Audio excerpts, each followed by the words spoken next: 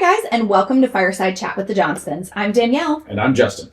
And last week we got on here and we talked to you guys all about your reputation and why it's important to be a good customer, even as a business owner. So, yes, good customer for all the businesses that you deal with. Yeah, both in the industry and locally. So this week we are going to air part 2 of that episode so that you can hear how to become a better customer and what you need to look for when you are a customer at other people's businesses. And why. So let's get started. There's a big why. There's a big why. What do you mean by that? So let's get started. Let's do it.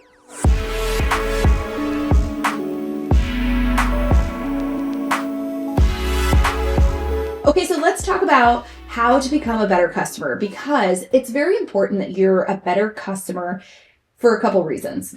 Your employees are going to see how do you treat other people in the community and others in the industry. And they will. They'll see. Absolutely. Whether you know it or not, they're watching. They're watching online.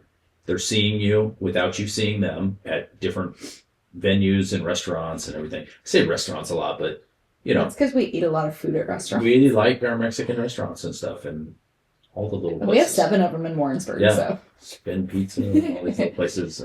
But I mean, even at Chipotle, stuff like that, people see you and the way you're interacting with people. And is it positive? Is it negative? Do you always have problems? Do you always see the negative? Mm-hmm. And that's something to watch. So, right. okay. I think even your parents are seeing that. Like if we go to a competition and the awards are just taking forever and, you know, we're an hour behind and stuff like that and the warm-up room is packed, you know, what level of communication are you providing to your parents and how are you providing it? Am I going to them saying, I don't understand why this is this way? You know, this event producer is super disorganized right now. They need to get it together.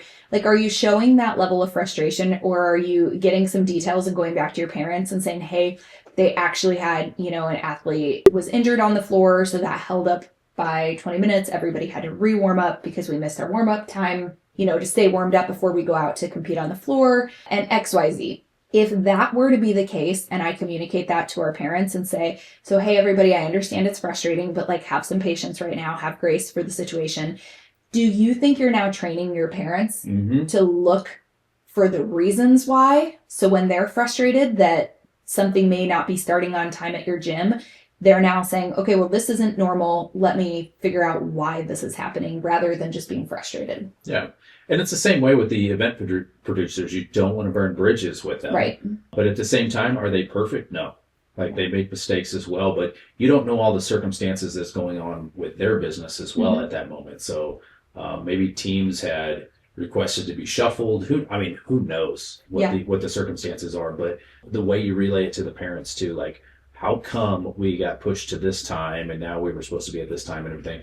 I will reach out to the event producer. Like, most of them are very easy to talk to. Maybe not at that moment, but they do get back to you and they do want to have a great production and a great, experience for you. So just reaching out to them and letting them know what your experience was and, hey, can this be fixed?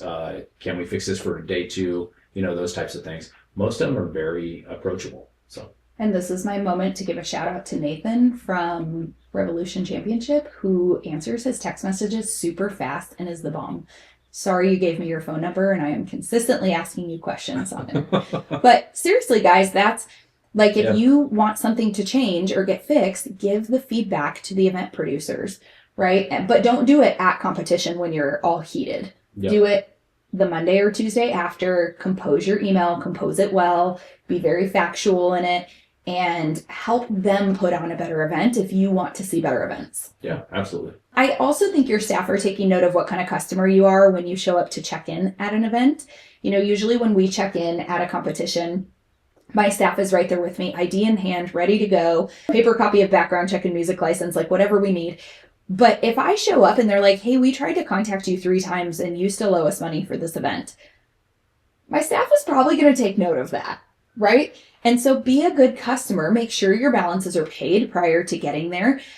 Don't be dishonest with your staff about things. Maybe you did.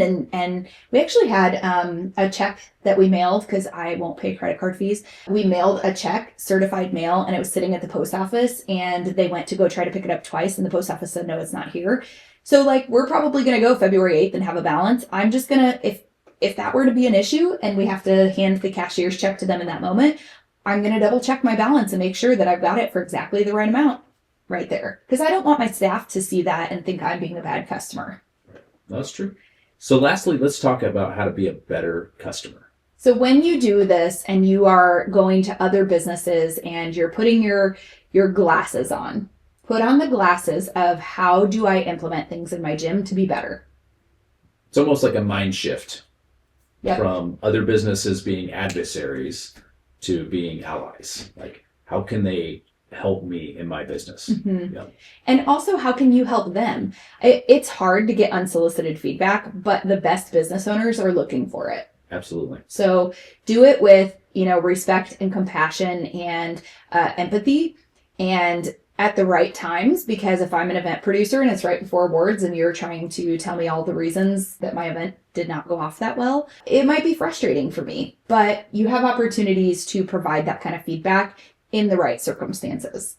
Support local and build relationships with people so that you feel like you can have those conversations. Constructive feedback instead of people just being negative and complaining about you. It's constructive. Like, hey, I noticed this weekend. I wanted to let you know. I think that you guys could do better. Basically is what it's saying. Yeah, and I know I'm shifting back and forth because I felt like this applied to both the industry and local. But like, if I'm having an experience at the Mexican restaurant, like we kind of know who we could reach out to. Maybe you're somewhere else. Maybe you're traveling and you want to give feedback somewhere. Ask for the right people. The owner may not always be the right person. The manager may be the better person. But at the end of the day, like giving feedback to, your server or the cashier may not be the right person to give it back to make sure that they can actually do something with that feedback. Yeah, absolutely. So guys, this is important because your reputation, both locally and in the industry, is very important to maintain a positive reputation.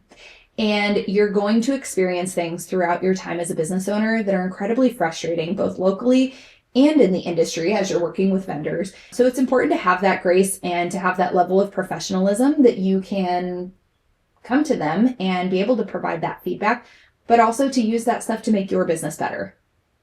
You got to try driving a vehicle that's fully lettered with your business on it through town.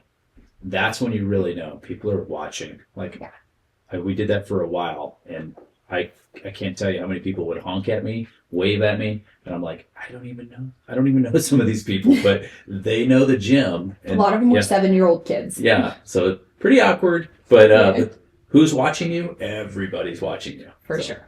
But so if you kind of thought of yourself in that manner, like I'm literally driving I've literally got gym name across my forehead. People are always watching. That's kind of the reality.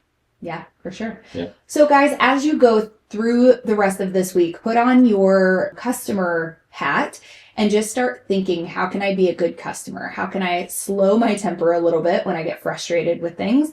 How can I provide that constructive feedback for people?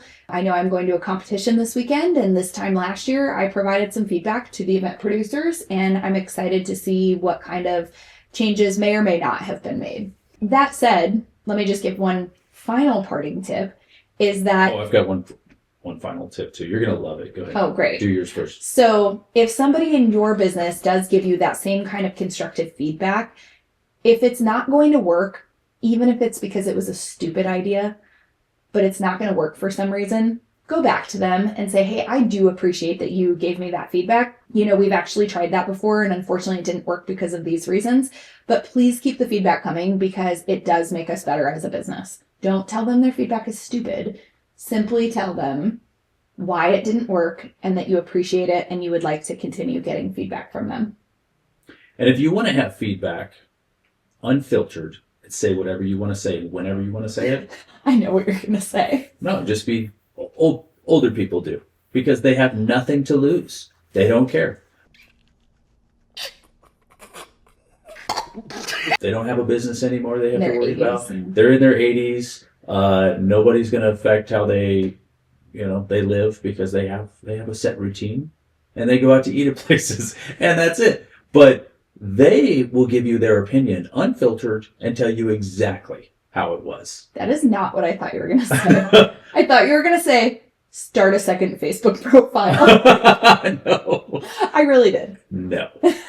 That's pretty shady stuff. Wouldn't that be nice to have sometimes? Yes. Yes. What is it? Your alter ego? This is my alter ego. This person can say this to David. Oh my gosh. This is the one I showed everybody. This is my alter ego. I just posted in the academy this week. The school put out no school because of cold temperatures and wind chill and stuff like that. And the very first comment was, so there's no school tomorrow? Or like, it was no school tomorrow. And the first comment, there's no school tomorrow. So, yeah. I Danielle just wish. She verbalizes it to me like, this is what I would say right now, but I can't. No, Sandra, there's no school tomorrow. No, just for you. School is just for you tomorrow. This was a private post. Yeah, definitely show up on time tomorrow. Do not be late. Yeah. I would like to know why your child was absent today. But when you're 80, see, it's not going to matter. You're going to be like in heaven because you're just going to be like, I'm never going to get Danielle off of it. She's going to be that person. She will be Karen at that time. Well, before this, we were in the Air Force and we really couldn't post our opinion about a lot of things anyway. And so we have like 20 years of pent up opinions that have never made it on social media. So watch out, guys. Oh man, it's going to be heaven. One day I'm going to be sitting on a beach on my phone, giving my opinion about everything all the time. I don't like where this is going. And with that, you guys, thanks for listening to this episode of Fireside Chat. Yes. And we will see you guys on the next episode. I definitely enjoyed this one. It was fun. Good. Right. Me too.